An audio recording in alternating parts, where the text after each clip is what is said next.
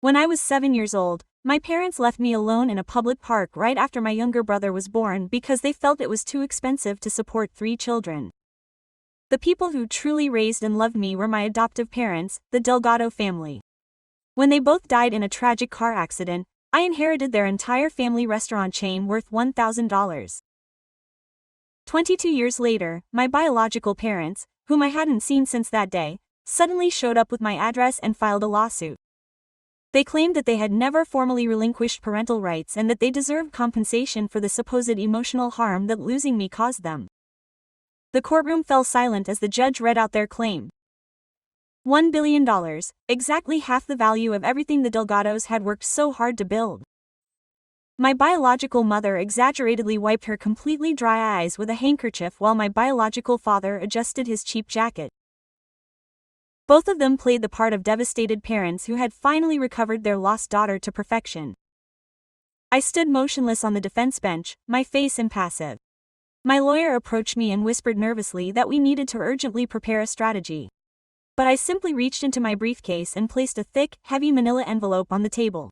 The judge noticed and narrowed his eyes curiously. What my biological parents didn't know, and no one else in that room knew, was that ever since I received the lawsuit 3 months ago, I had done what they never bothered to do: investigate thoroughly. The Delgados taught me many things in those 22 years, but perhaps the most useful was their obsession with documentation. They kept every receipt, every contract, every photo dated and labeled. When I inherited the business, I also inherited their vaulted archive in the home office, which I finally opened just 2 weeks ago. Inside were adoption papers, legal documents, and most importantly, a report from a private detective hired in 1995, the same year I was officially adopted.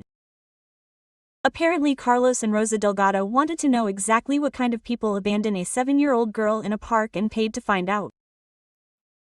What that detective uncovered would have saved my birth parents a lot of embarrassment if they had bothered to look into their own past before suing me. The judge cleared his throat, and I was brought back to the present. My birth mother was testifying at that moment, her voice shaking with feigned emotion, describing the supposed unbearable suffering of having lost contact with me. Sleepless nights, endless tears, a portrait of a self-sacrificing mother that would have been moving if it weren't completely made up. My father nodded, adding his own embellishments about how they never stopped looking for me and how they always dreamed of holding their beloved daughter again.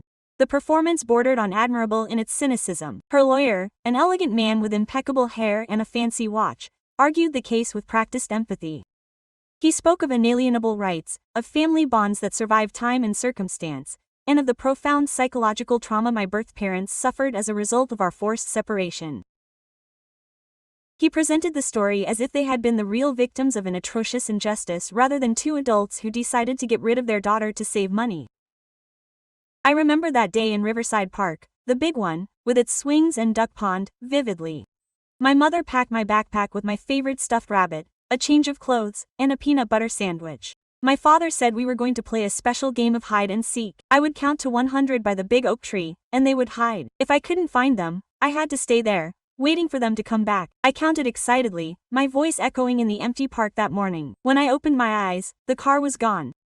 I waited by the tree until nightfall, hugging my rabbit, until a park ranger found me shivering and crying. I had eaten my sandwich hours before and was too scared to move from the spot my father had indicated.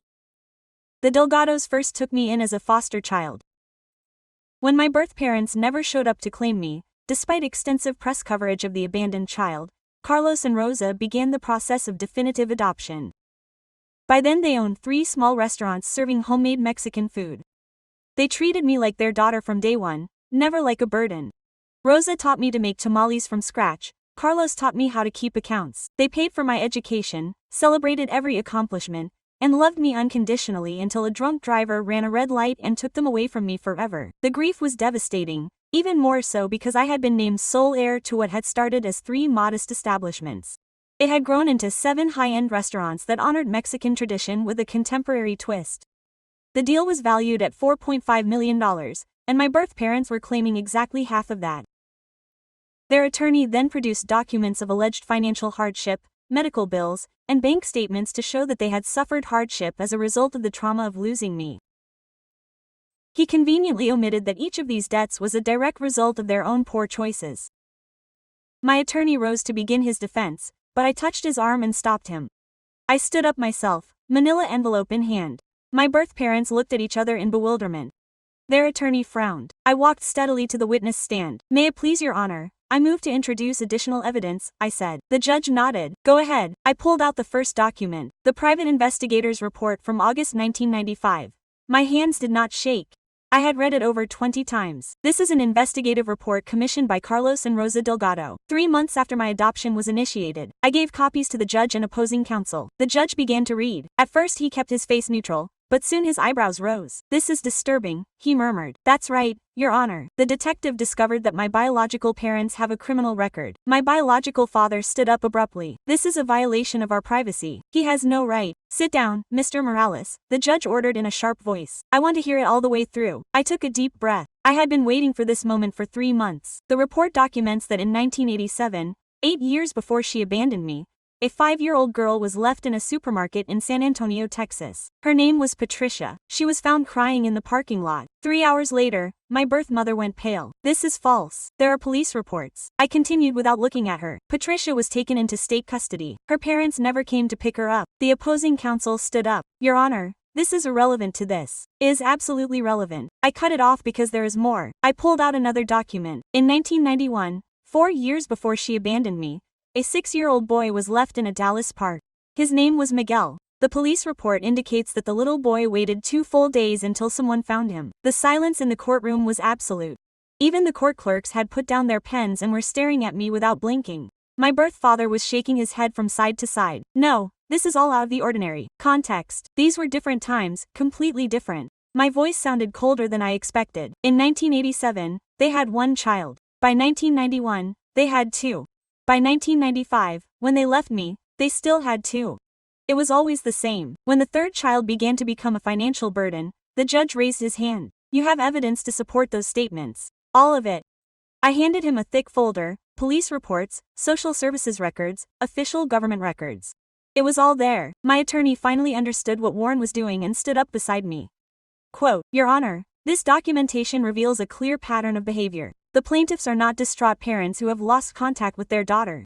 They are individuals who have abandoned children on 3 separate occasions when the financial responsibility became uncomfortable. The birth mother burst into tears, but this time the tears seemed genuine, not from grief, but from sheer terror. We were young, we didn't know what we were doing. They were 32 when they abandoned me. I interrupted her, looking her in the eye. They weren't clueless teenagers.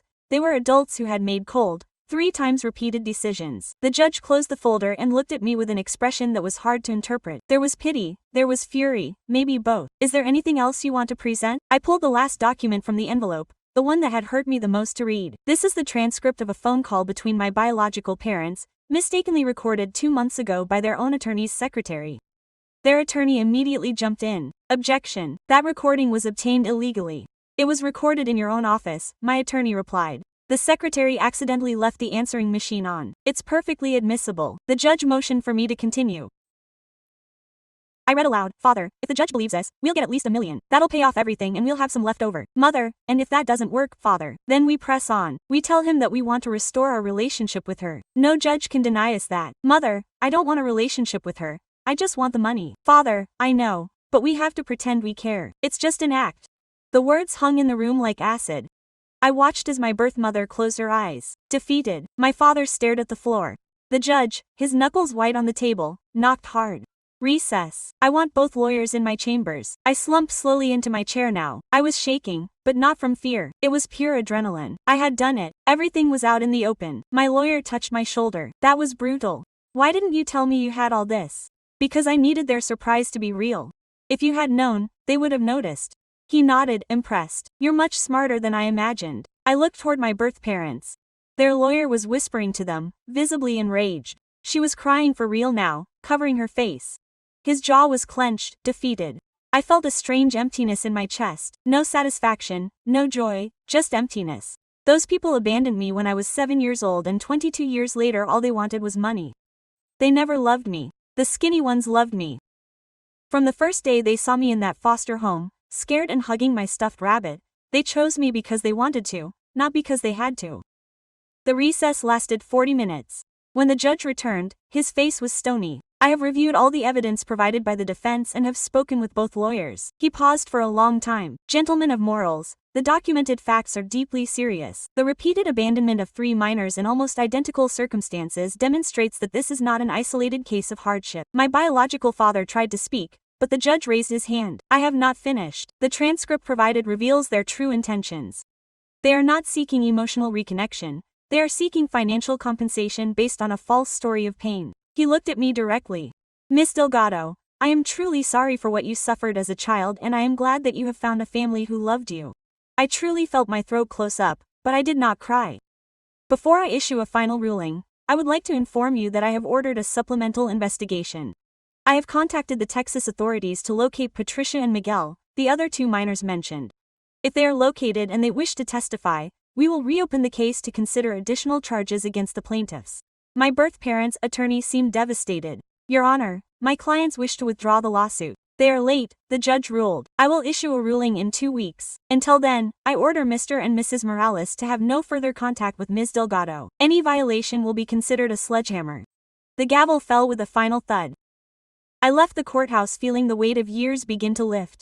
My attorney was talking beside me about next steps, but I barely heard him. On the steps, a woman approached. She was about 35 years old, with short brown hair and eyes that I recognized instantly, even though I had never seen her before. They were exactly the same shape as me. Are you the girl from Riverside Park? She asked in a shaky voice. My heart stopped. Who are you? I am Patricia, the girl from the supermarket in San Antonio. And in that instant, I knew this story was far from over. Patricia and I sat in a coffee shop 2 blocks from the courthouse. We ordered coffee, but neither of us touched it. How did you find me? I asked. I saw the news about the trial, your name, your age, the year you were abandoned. I did some research and learned you were another one of us. She hired a lawyer. He got the investigator's report. Quote, how long were you in the system? Until I was 18. I was never adopted. I went through 12 different homes. My chest tightened. I was lucky. The Delgados gave me a real home. Why did you come? Because I want to testify. I want the judge to know you weren't the only one. She looked at me intently. And because I thought maybe you needed to know you weren't alone in this. Before I could answer, my cell phone rang. Unknown number. Houston area code. Hello. Are you Roberto and Carmen Morales' daughter? VZ male, young, nervous. They're not my parents. Who's calling? It's Daniel. Daniel Morales, your biological brother, the one who stayed behind. I pressed the phone. What do you want to talk about, please? Just 5 minutes. I looked at Patricia. She nodded as if she understood everything. 5 minutes, I said. I'll call you back. In exactly 1 hour. I hung up the phone and told Patricia who had called. She didn't even blink. She must have seen everything that happened at the hearing. She must be scared to death. Scared of what? That the whole truth would come out. Those who stayed behind suffered too, just in a different way. We spent the next hour talking non-stop.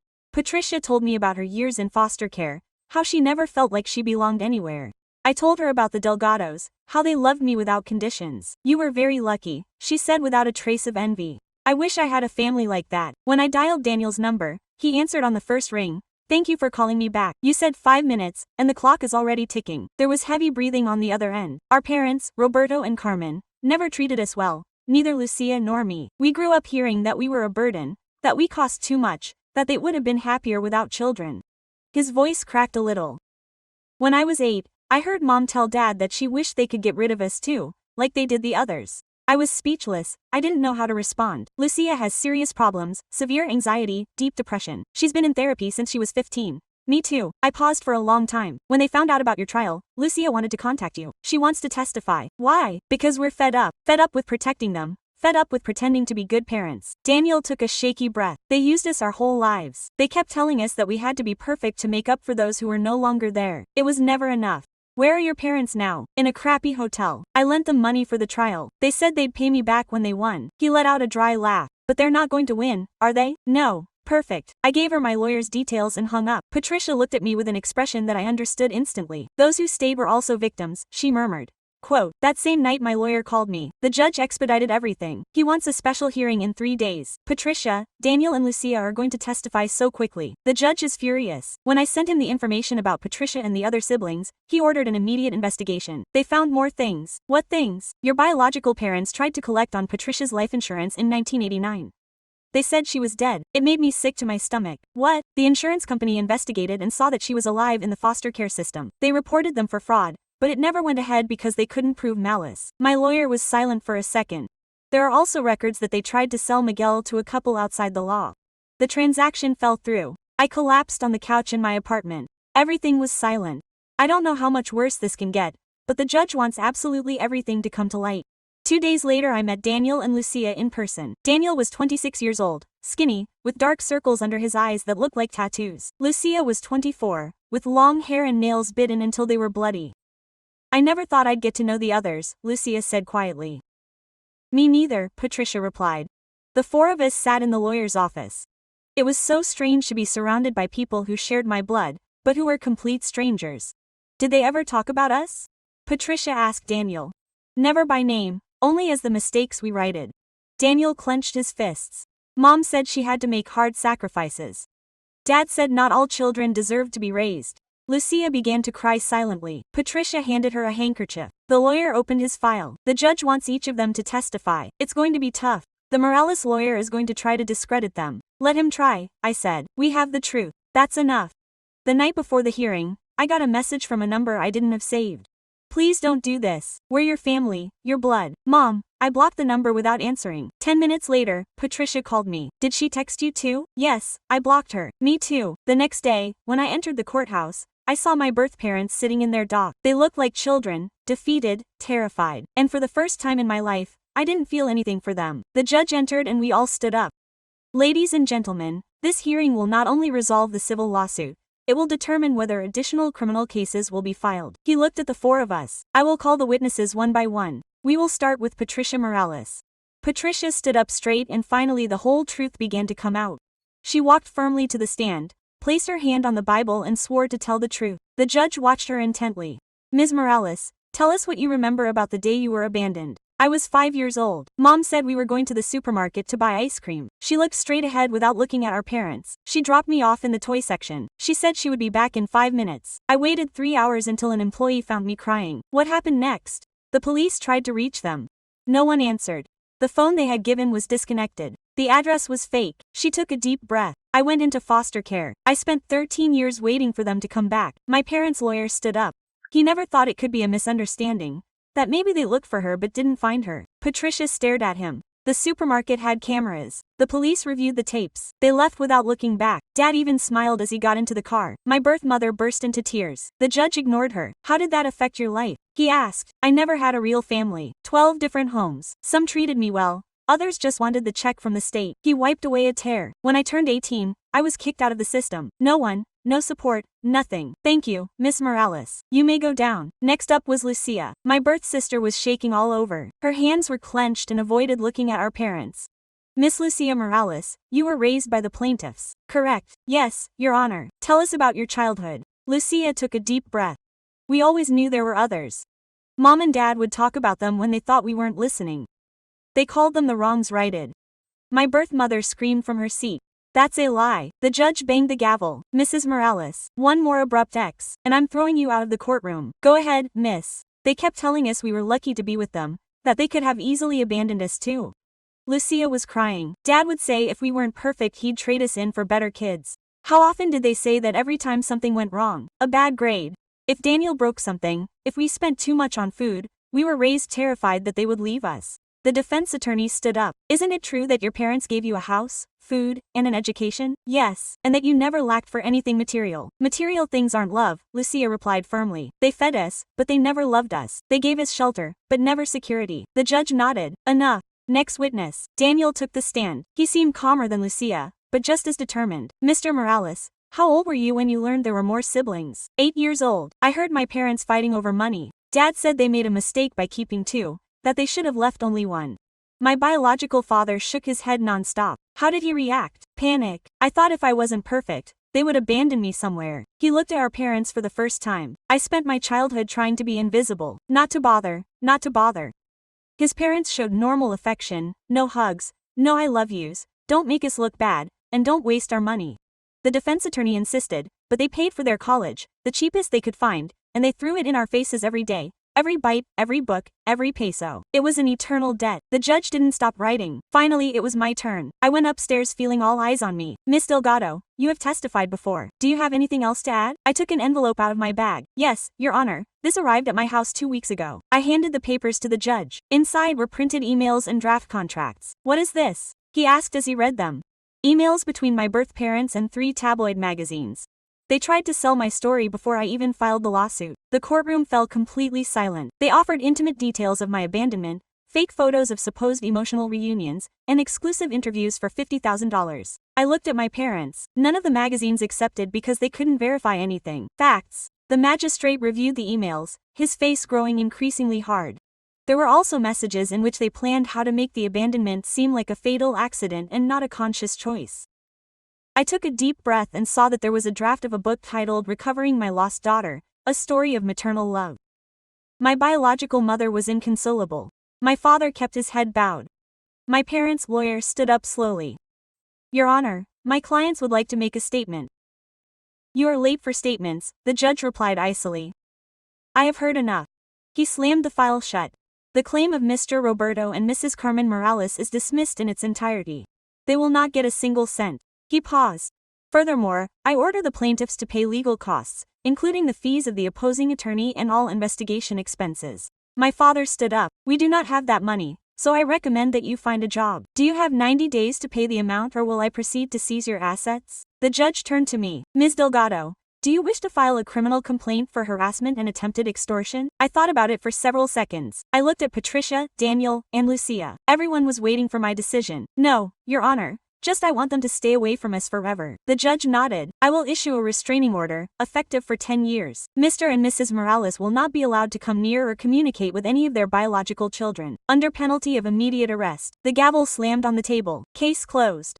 3 weeks after the trial, as I was checking inventory in the main restaurant, the receptionist approached me with a worried expression. There are 2 people insisting on speaking with you. They say it's urgent. Who are they? She lowered her voice. They claim to be your parents. I felt my stomach drop. Tell them to leave. There is a restraining order. I already explained it to them, but they claim they only need 5 minutes, that it's an emergency. I took a deep breath. I could call the police. I should have, but part of me wanted to see them one last time. I wanted them to understand once and for all where they belong. Show them to the private office and stay close. If I raised my voice, notify security. I went up to what had been Carlos Delgado's office. His desk, his photographs, his presence were still there. I sat in his chair and waited. My birth parents entered 5 minutes later. They looked different, older, more shrunken. My father was wearing the same clothes he had been wearing since he'd been in court. My mother's hair was disheveled. Thank you for seeing us, my father began. You have 3 minutes. You're violating the restraining order. Please, we need help, my mother said, taking a step forward. We have nowhere to live. The coast left us broke. That's none of my business. You're our daughter, my father insisted, his voice shaking. You have millions. We just need a little bit to rebuild our lives. I leaned back in my chair and watched them in silence for a long moment. Do you really think you're going to get anything from me? We're family, my mother repeated. Family, I said the word slowly. Patricia spent 13 years moving from home to home because her family left her behind in a supermarket. Daniel and Lucia grew up terrified of being abandoned because their family used them as blackmail. I waited by a tree until nightfall because my family told me it was a game. My father looked down. You're not my family. You're 2 people who shared their genetic material with me and then decided it wasn't worth the effort. We were young, we made mistakes, my mother murmured. They were 32, and they did it 3 times. Those aren't mistakes, they're choices. My mother burst into tears. This time it didn't move me at all. Please, my mother begged. Father, just a small loan. We will pay it back. How much money will they use to pay it back if they have no job or shelter? I said it as a statement, not as a question. Silence. They have 2 options. They leave right now and never come near me, Patricia, Daniel or Lucia again. Or I call the police for breaking the order and they spend the night in custody. It can't be that harsh, my mother whispered. Harsh. Let me explain what harshness is. Harsh is abandoning a 7-year-old girl while you count to 100 while you run away. Harsh is trying to collect on life insurance by faking your daughter's death. Harsh is trying to sell your own child. Harsh is raising 2 children by making them believe they are worthless. I stood up. You guys have redefined cruelty. I'm just setting boundaries. My father clenched his fists. All this money has changed you. You've become cold. No. The Delgados taught me to respect myself. They taught me that I'm not obligated to tolerate mistreatment just because someone shares my blood. I walked toward the door. Now go. Your time is up. Wait, my mother said, pulling a crumpled envelope from her bag. At least read this. It's a letter. It explains everything. I don't care. Please, it's important. I took the letter just so they would go away. I had left it unopened on the desk earlier. Now, get out. They walked out slowly. My father turned in the doorway. Someday you'll regret it. I doubt it. When they left, I threw the unopened letter straight into the trash. That night Patricia called me. They came to see me too. What did you tell them? That I have a good job, a nice apartment, a good life, and that I made it on my own. Without their help. Patricia paused. They offered me money and I would testify on their behalf in a possible appeal. They're going to appeal. They can't afford a lawyer. They're just desperate. 2 days later, Daniel wrote to me. Mom and Dad asked us to intercede. I told them no. Lucia too. We're not their puppets anymore. A week later, my lawyer called me. Your biological parents tried to sell an interview to a TV show. The channel contacted me to verify and I sent them the full sentence and the court orders. They canceled the recording. Well, there's more. Your father tried to get a job at 2 of your restaurants under a false name. I felt an icy rage. What did you do? The manager recognized him and threw him out. But I thought he should know. That same afternoon I gathered Patricia, Daniel and Lucia at my apartment. We have to talk about them. I started. They're desperate, Lucia said. They called me last night crying, begging. Me too, Daniel added. Patricia nodded. I proposed something. I continued. I'll pay for Daniel and Lucia's psychological therapy. You need to work through everything they did to you. We don't want charity, Daniel protested. It's not charity, it's reparation. They stole your life. Childhood. The least I can do is help you heal your wounds. I looked at all 3 of them, but for them, nothing. Not a euro or another chance. What if they come back for you? Patricia asked. Then we record each attempt and renew the order. Eventually, they'll get tired. Lucia took a deep breath. You really would pay for our therapy. I've already spoken to a clinic. They have space for both of us next week. Daniel looked at me with a mixture of gratitude and bewilderment. Why are you doing this for us? Because we're not like them. We don't abandon those who matter. That night, alone in the apartment, I thought about the letter I had thrown away. For a second I considered retrieving it from the trash, but I didn't. There are doors that have to be locked and that one was already sealed. 6 months after the trial, I opened the 8th store in the Delgado chain. Patricia was at the opening. Daniel and Lucia came too. This is impressive, Lucia commented as she looked around the room. The Delgados would be very proud. And they are, I replied, from wherever they are. Look at us. The new restaurant had a unique feature. An entire area dedicated to culinary training. He had hired 3 experienced chefs to teach kids from poor families. How many students are you going to take on? Patricia asked. 20 per semester. We'll give them a salary while they study, and when they graduate, they'll have a guaranteed job at any of my restaurants. Daniel inspected the kitchens with curiosity. He had been in therapy for 3 months. He looked more relaxed, with a new sparkle in his eyes. Can I sign up? He said half-jokingly. You have your tech company, but I always wanted to be a chef. I never did it because Dad said it was a waste of money. I watched him for a moment. So apply. If you pass the tests, there's a place for you. Quote. 2 weeks later, Daniel quit his job and joined the course. A month later, Lucia did the same. Don't you think it's weird? Patricia asked one night over dinner. We're siblings, but we've only known each other for a year. We're strangers who share blood, Daniel replied. But now we're creating something real. Lucia nodded. It's strange, yes, but it feels right, much better than pretending to be related to those who never wanted us. One day, my lawyer called me, visibly worried. Your biological parents have filed another lawsuit. What? Where did they get the money for a lawyer? He's a percentage-based lawyer. They're accusing you of defamation and moral damages. They claim you destroyed their image with lies. I felt an icy rage rise up my spine. Everything I said in the last trial, it's proven and documented. I know, this lawsuit is nonsensical, but it has to be answered. Well, we're answering, and this time I'm also going to countersue. The process lasted 4 months. During that time, my biological parents redoubled their attempts to get closer to us.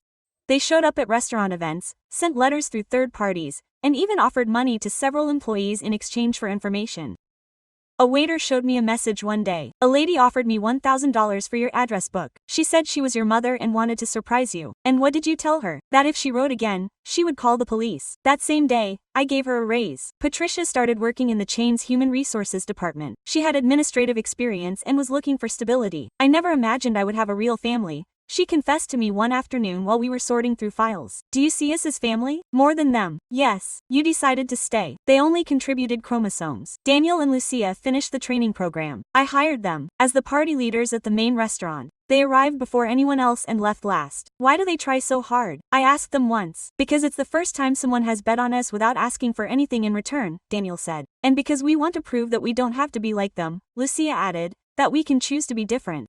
The day of the new trial arrived. The judge was different, but the evidence was the same. My parents' lawyer tried to sell the idea that they had been unfairly singled out and deserved to clear their good name. My defense attorney presented the records of the previous trial, the violations of the restraining order, the messages to employees, The attempts to sell the story to the press. Your Honor, he concluded, the plaintiffs are not seeking justice, they are seeking another financial bribe. This is planned harassment. The judge reviewed the documentation in silence and ruled, the lawsuit dismissed. In addition, I order the plaintiffs to pay all costs for reckless conduct and extend the restraining order for 15 more years. He looked directly at my biological parents.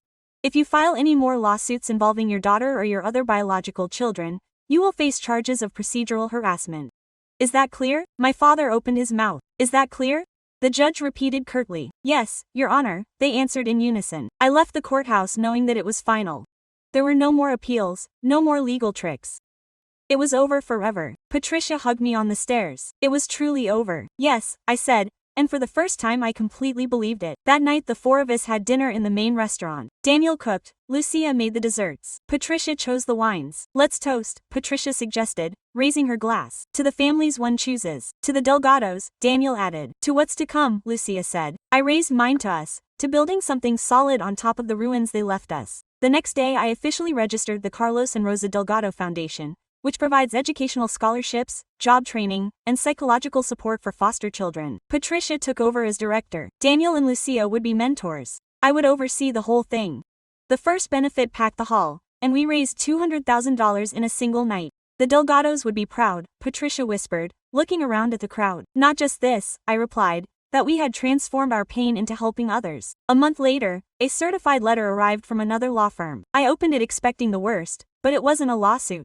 Roberto and Carmen Morales said they were moving out of state and would never contact me or my siblings again. No apology, no regrets, just an icy goodbye. I showed it to Patricia. How does it make you feel? Nothing, absolutely nothing. That's good, right? Yes, it means I'm over it. I put the letter in a file cabinet and never thought about it again. I had restaurants to run, a foundation to grow, siblings to support, and a whole life ahead of me, unburdened by those who never loved me. 3 years after the last trial, I was in what had been Carlos Delgado's office reviewing the balance sheets. The chain now had 12 locations. The foundation had helped 150 kids. Patricia came in with a folder. Figures for the last quarter, $300,000 raised. 22 interns finished this month.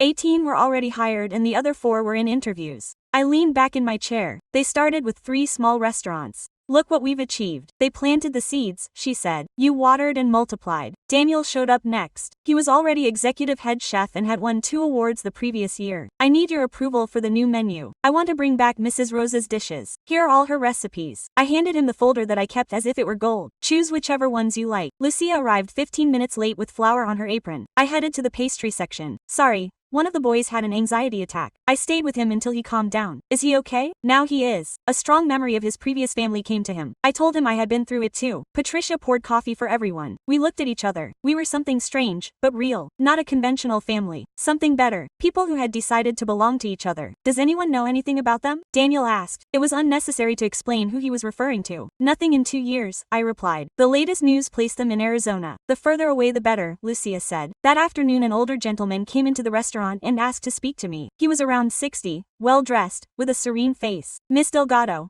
I'm Dr. Ramirez. I worked in social services in the 90s. I was involved in your adoption file. I thought, what do you need? Just to tell you something I could never say. So I told him to sit down. Carlos and Rosa Delgado were the best people I have ever met in my 30 years in the profession. They fought for you when no one else would. There were other families who were interested, but they insisted. They said that you needed parents who understood abandonment, who knew how to heal it. Rosa once confessed to me, this girl deserves unconditional love. We can give it to her.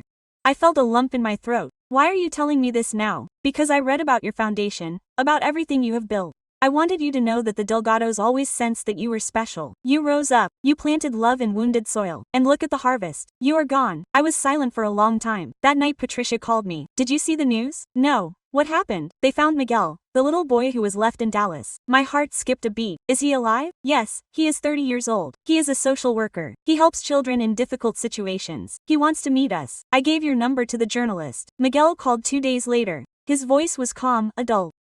Supicio, from the foundation. I'm so sorry they did the same thing to you. I feel sorry for you too, I said. But I'm fine now. I have a family that I chose and a life that's worth living. There was a brief, warm silence. Do you think we should meet when you're ready? Sounds perfect, I replied. And for the first time in a long time, I smiled without it hurting. A full life, a chosen family. Would you like to meet us? Sure, but not for them. but for us, because we were the ones who resisted.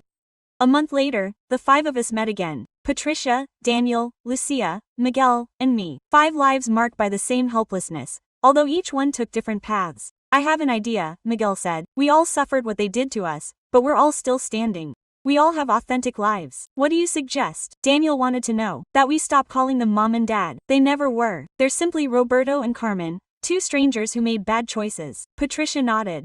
They're right. Giving them the name of parents is an honor they didn't earn. To the real parents, I said, raising my glass. To those who decided to love us, to those who never left. We all clinked glasses. Months later, I opened my 3rd restaurant. This one was special. It was called Rosa's Kitchen, and every penny of the profits went entirely to the foundation. On opening day, a giant photograph of Carlos and Rosa hung in the entrance. Below it was a phrase in memory of those who showed us that family is the one who decides to stay. Patricia, Daniel, Lucia, and Miguel were there.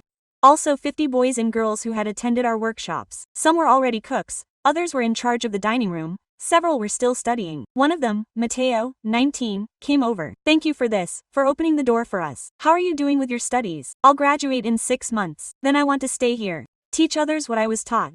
The position will be yours when you're ready. That night, alone in my apartment, I opened the last drawer that still held the Delgados' papers. Inside was a letter with my name on it, dated 2 weeks before the accident. Dear daughter, if you're reading this, it's because we're no longer here. Don't be afraid. Everything is in order. The restaurants are yours, but the most valuable thing, the love we gave you, also belongs to you forever. Never doubt that you were the best choice in our lives. We didn't have blood children, but we had something greater. We had you. Build, grow, be happy. That's all we want. We love you forever. Carlos and Rosa. I cried like I hadn't in years, but they were tears of gratitude. The next day I changed my will. Everything would go to the foundation and to my siblings Patricia, Daniel, Lucia, and Miguel, the family I raised from the rubble of abandonment. Another 2 years went by. One morning the phone rang. It was a hospital in Arizona. Are you Roberto Morales' daughter? No. I only share part of his genetic code. He's just in serious condition. Terminal. Ask about her children. She has 2 children whom she did raise. Look for them. We're looking for them. Neither of them wants to come. She hangs up. A week later, another call. Roberto had passed away. Carmen was living in a nursing home. None of her biological children showed up at the funeral. I didn't feel sorrow, relief, or anger. Just absolute emptiness. That same afternoon I called Patricia, Daniel, Lucia, and Miguel. He died. I know, Daniel said. They notified me too. Does anyone feel anything? Patricia asked. Silence. Good, Miguel concluded. That means we truly healed, and it was true. We had transformed suffering into meaning, helplessness into commitment, the fractured past into a firm future. The Delgados taught me that true legacy is not measured in money, but in love, in determination, in staying when others leave. And that legacy will live on for many more generations. Yeah.